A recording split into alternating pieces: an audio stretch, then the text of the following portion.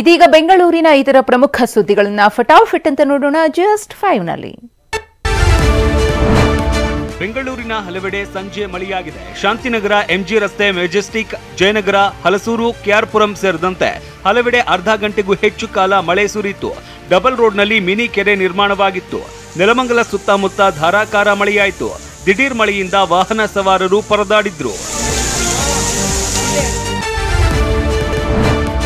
ಬೀದಿ ನಾಯಿಗಳ ಹಾವಳಿ ಹೆಚ್ಚಾಗ್ತಾ ಇದೆ. ಬಸವನಗುಡಿಯ ಗಾಂಧಿ ಬಜಾರ್, ಲಾಲ್ಬಾಗ್, ಸಂಪಂಗಿ, ರಾಮನಗರ ಸೇರಿದಂತೆ ಹಲವೆಡೆ ಬೀದಿ ನಾಯಿಗಳು ಎಲ್ಲಂದ್ರಲ್ಲಿ ಗುಂಪು ಗುಂಪಾಗಿ ಕಂಡು ಬರ್ತಾ ಇವೆ. ರಸ್ತೆಗಳಲ್ಲಿ ಸೈಲೆಂಟ್ ಆಗಿ ನಿದ್ದೆ ಮಾಡ್ತಾ ಇರುವ ಶ್ವಾನಗಳು ವೈಲೆಂಟ್ ಆಗಿ ದಾಳಿ ಮಾಡ್ತಾ ಇವೆ.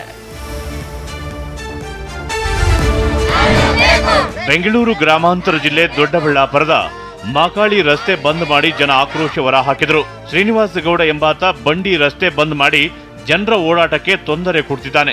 ಇದನ್ನ ಖಂಡಿಸಿ ನಿವಾಸಿಗಳು ರಸ್ತೆ ತಡೆದು ಪ್ರತಿಭಟನೆ ನಡೆಸಿದರು. ಬಂಡಿದಾರಿ ಓಡಾಡಲು ಬಿಟ್ರೆ ಪ್ರಮುಖ ರಸ್ತೆ ಬಿಡೋದಾಗಿ ಪಟ್ಟು ಹಿಡಿದ್ರು. ಕಷ್ಟ ಆಗುತ್ತೆ, ಜನಗಳಿಗೂ ಕಷ್ಟ ಆಗುತ್ತೆ, ದನ ಕರುಗಳಿಗೂ ಕಷ್ಟ ಆಗುತ್ತೆ. ಓಡಾಡಕ್ಕೆ ಮನೆಯಿಂದ ಆಚೆ ಹೋಗ್ಬೇಕು ಅಂದ್ರೆ ದಾರಿ ಇಲ್ಲ. ಈಗ ತಕ್ಷಣಕ್ಕೆ ಆ ಪರಿಸ್ಥಿತಿ ಇದೆ. ಇದನ್ನು ಬೇಗ ಅವ್ರ ಅಧಿಕಾರಿಗಳು ಗಮನಕ್ಕೆ ತಗೊಂಡು ಬೇಗ ಬಂದ್ರೆ ಒಳ್ಳೆಯದು. ರಾಜಕಾಲುವೆ ಕಾಮಗಾರಿಯಿಂದ ಮಾರತಹಳ್ಳಿಯ ಎಇಎಸ್ಸಿ ಲೇಔಟ್ ನಿವಾಸಿಗಳು ಸಂಕಷ್ಟ ಅನುಭವಿಸುತ್ತಿದ್ದಾರೆ. ಕೋರ್ಟ್ನಲ್ಲಿ ಕೇಸ್ ಇದೆ ಅನ್ನೋ ನೆಪದಲ್ಲಿ ಪಾಲಿಕೆ ಇಂಜಿನಿಯರ್ ಬೇರೊಬ್ಬರ ಜಾಗ ಉಳಿಸೋಕೆ ಕಾಮಗಾರಿ ನಡೆಸುತ್ತಿಲ್ಲ ಅನ್ನೋ ಆರೋಪ ಕೇಳಿಬಂದಿದೆ. ಕಾಮಗಾರಿಯಿಂದ ರಸ್ತೆ ಹಾಳಾಗಿದ್ದು ವಾಹನ ಸವಾರರು ನರಕ ಅನುಭವಿಸುತ್ತಿದ್ದಾರೆ. 40 ವರ್ಷದಿಂದ ಕಾಲು ಹರಿತಾ ಇರೋದು, ಅದನ್ನು ಅಗಲ ಮಾಡಿ ಸರಿ ಮಾಡಬೇಕು. ಅದು ರೆನೋವೇಷನ್ ಅಂತ ಇದೆ. ರೆನೋವೇಷನ್ ಬಂದು ಅದು ಬಿಟ್ಬಿಟ್ಟು ಬೇರೆ ಕಾಲುವೆ ಮಾಡಿ ಜನಗಳಿಗೆಲ್ಲ ತುಂಬ ತೊಂದರೆ ಆಗ್ತಾ ಇದೆ.